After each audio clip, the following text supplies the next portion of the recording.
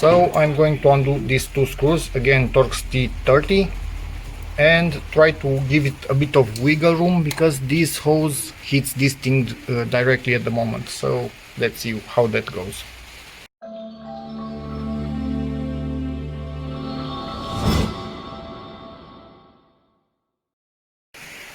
Okay, and this thing it's just locked in place with one clip on this side and one on the other side. So you release the clips, keep wiggling it around, and there is your throttle valve.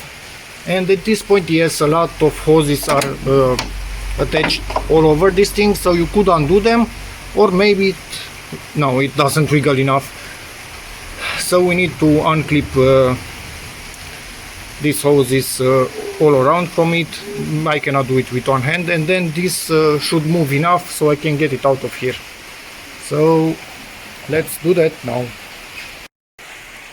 Okay, and yeah, this is out of the way at this point. I didn't even unplug the sensor, and here's the throttle body, and you can do whatever you want to it at this point. This one, in my opinion, is quite clean, so yep, nothing more that I need to do to it.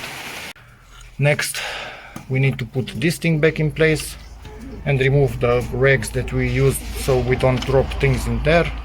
Yeah, the alarm, it was in the way. And yeah, hope we don't forget anything. That's about that. This is a pain to put back in place.